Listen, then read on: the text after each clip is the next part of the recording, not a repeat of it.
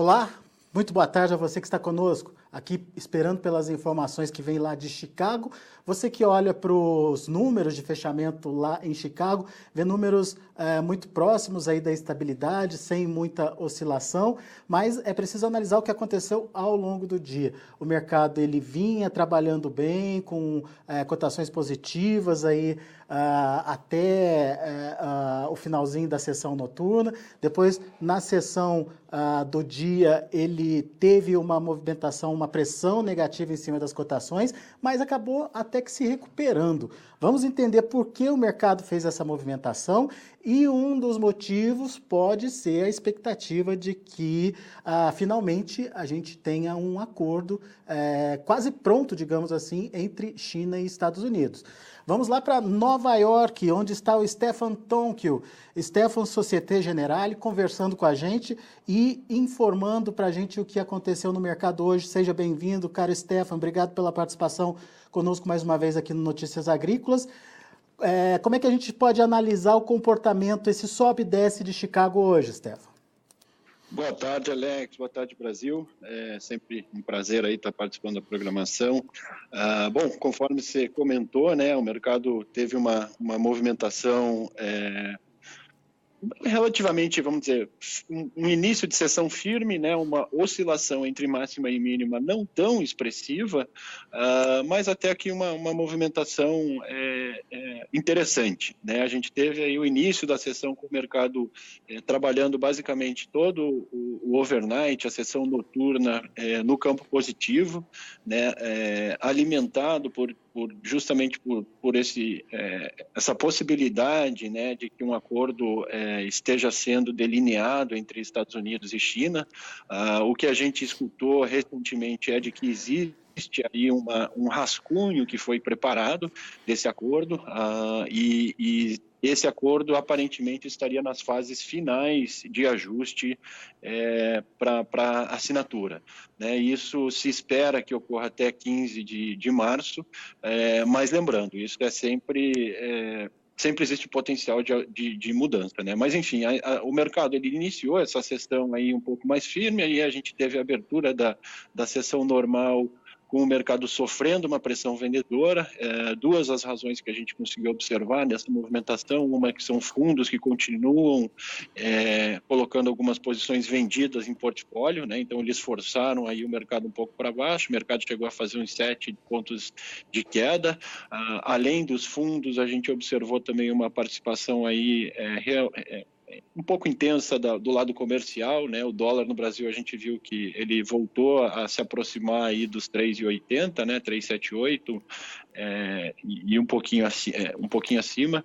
Então isso acabou trazendo aí também um estímulo para o produtor brasileiro entrar na fixação, né? E aí que a gente viu então o mercado cedendo na abertura da sessão normal, mas ele rapidamente recuperou e acabou fechando aí bem próximo da estabilidade, na verdade 1,5 ponto, aí 1,75 de alta nos vencimentos mais líquidos, né? Tem aqui a informação, a Agência Internacional de Notícias Bloomberg teria informado que a China e os Estados Unidos estariam finalmente na fase final de suas negociações. Seria aí uma ordem executiva de aproximadamente 150 páginas, mas que precisaria, como você bem colocou aí, de alguns ajustes ainda para que fosse finalizado e, enfim, assinado por Trump e o Xi Jinping. A expectativa é de que isso acontecendo até meados do mês de março, o representante chinês vá até a Flórida para uma reunião com o presidente americano. Então, aparentemente, a gente está se aproximando de um acordo, Stefan. Agora, esse acordo, na sua opinião, inclui a derrubada dessa taxa de 25% que hoje a China está cobrando dos Estados Unidos? Ou isso estaria fora aí das negociações? Enfim, que impacto uma decisão dessa poderia ter para o mercado? Não, Alex, pelo que a gente tem observado, aparentemente esse acordo ele excluiria essa tarifa, né? Eles estariam aparentemente se comprometendo a fazer compras equivalentes a 50 bilhões de dólares de produtos agrícolas dos Estados Unidos, tá? Isso não incluiria somente soja, você colocaria milho, trigo, DDG e mais alguns outros produtos nessa cesta. Mas eu acho que a notícia se ela realmente vir a se confirmar, ela é uma notícia com certeza positiva para o mercado e acho que isso vai trazer um novo estímulo aí, possivelmente um impulso para a soja aí se firmar acima dos 9 e quem sabe voltar a buscar aí patamares de 10 e quem sabe até acima. Pois é uma mudança de patamar então nos preços, Stefan, mas você acha que efetivamente vai haver uma mudança? Os chineses vão realmente comprar mais soja aí dos Estados Unidos? Olha, Alex, hoje a gente já até falando com contatos do lado comercial por aqui, clientes, enfim, a gente já teve algumas conversas de que chineses já estariam começando a fazer algumas cotações, né? Então já começando a meio que sentir a temperatura do mercado aqui nos Estados Unidos para começar a ampliar aí as compras. A princípio, essa intenção de compra seria para cargos em recebimento no segundo semestre. Tá, então seria cargo para a safra norte-americana, safra do hemisfério norte, né? Pegando, logicamente, um finalzinho aí de safra sul-americana, mas um foco realmente bem maior com safra norte-americana. E eu acho que isso pode mudar um pouquinho o cenário, né? A gente ainda tem que, logicamente, observar uma efetivação dessas compras, né? Lembrando que a gente ainda tem um estoque de passagem extremamente confortável no mundo, né? Então, a gente precisa realmente começar a observar um enxugamento desse estoque para que o mercado mude essa tendência e comece a ter realmente uma tendência altista construtiva, né? Construtiva no sentido de que demanda absorvendo o excesso de oferta e realmente puxando o preço para cima para tentar realmente estimular uma oferta maior, né? Uma produção maior. Deixa eu ver se eu entendi, Stefan. Mesmo que as compras voltem, o foco seria na safra nova dos Estados Unidos. Isso não mexeria, então, com a expectativa de demanda em cima da soja brasileira? Ou pode mexer? Eu acho que o volume maior, eu acho que pode mexer sim, né? Lógico que isso que a gente está falando não é nada oficial, mas pela experiência e pelos contatos que a gente tem, a gente se observa nesse sentido. Então, o que se espera é que o grande volume de compras novas seja concentrado para a safra nova, mas ainda se façam compras de safra velha, né? A competitividade da soja americana, o mercado está voltando a enxergar que a soja americana está voltando a ser mais competitiva, né? Então, eu acho que isso vai mudar um pouco da estruturação da curva de precificação do mercado. Sem taxação, a soja americana acaba ficando mais competitiva que a do Brasil, mesmo nesse momento de safra. Nesse atual patamar de Chicago, com certeza está mais barata se a tarifa for retirada e estaria aí já de cara 25% mais barata, né? Então, Chicago vai ter que subir... Pelo menos esses 25% para equiparar, então. Se mantendo tudo constante, né? Porque a gente tem que analisar que a formação do preço ela não depende só do preço de Chicago, né? Então tem outras variáveis que a gente tem que levar em consideração, mas dá para se esperar aí que a gente pode ter um mercado descontando ou reduzindo esse diferencial de preços no caso de uma retirada dessa tarifa. No caso de uma retirada. Agora, Stefan, a chinês voltando a comprar nos Estados Unidos provocaria uma redução dos estoques que estão elevados por aí. Daí a gente tem uma expectativa, pelo menos o Outlook sinalizou isso, de uma redução diária e, consequentemente, uma menor produção aí nos Estados Unidos.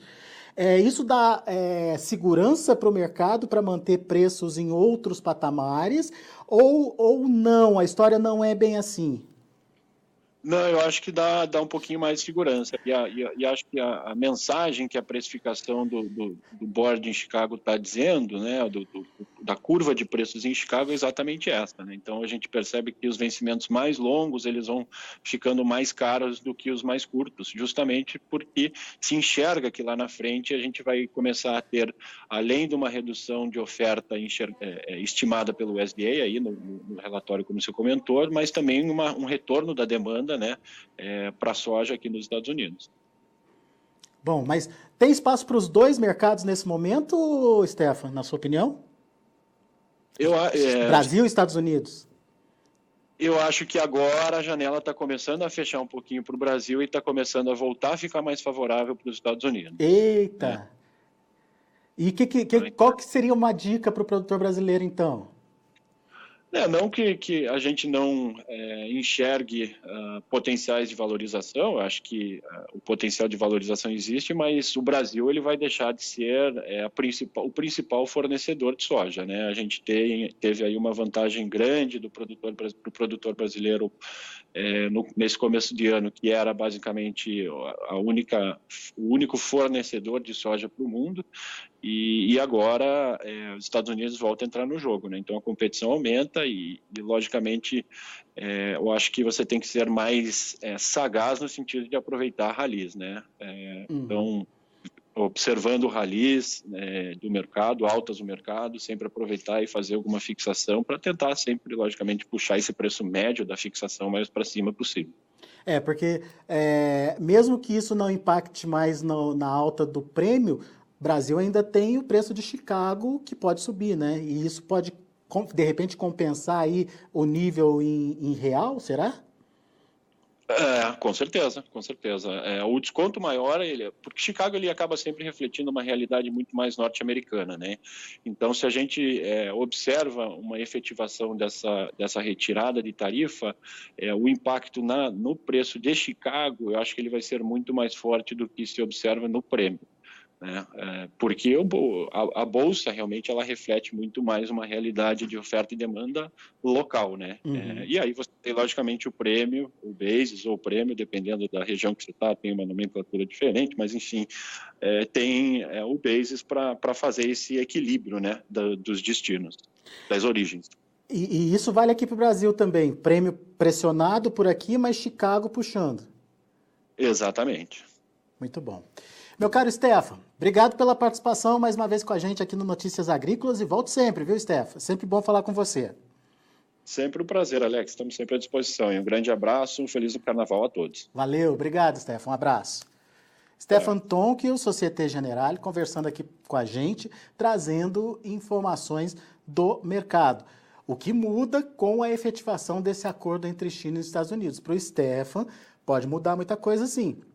A gente pode ter um aquecimento da demanda nos Estados Unidos em detrimento da demanda aqui no Brasil. Enfim, a China teria à disposição, num mesmo momento, num mesmo período, aí, duas fontes diferentes de negociação, né? Brasil e Estados Unidos. E isso pode acabar trazendo alguma vantagem para os Estados Unidos em função dessa redução da taxação dos 25%. Mas daí tem aquela questão da qualidade da soja brasileira, que a gente não levou em conta nessa conversa também, e que pode ser um diferencial também. Enfim, é preciso aguardar mais um pouquinho, mas de qualquer forma, uma migração da demanda chinesa para os Estados Unidos nesse momento vai sobrecarregar Chicago, vai elevar o preço em Chicago. E isso acaba compensando a formação de preços aqui no Brasil.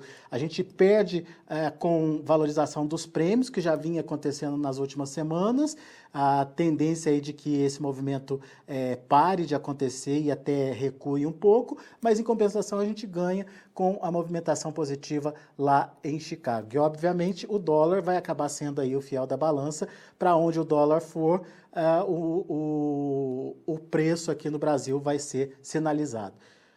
Muito bem, vamos ver como encerraram as negociações lá na Bolsa de Chicago. Você acompanha comigo na tela. Março fechando aí a $8,99 por bushel, 1 ponto mais 75 de alta. Maio, 9 dólares e 11 cents por bushel, 1,25 de alta. Julho, 9 dólares e 25 cents por bushel, 1,5 de alta. Agosto, 9,31, alta de 1,5. Vamos aos números do milho.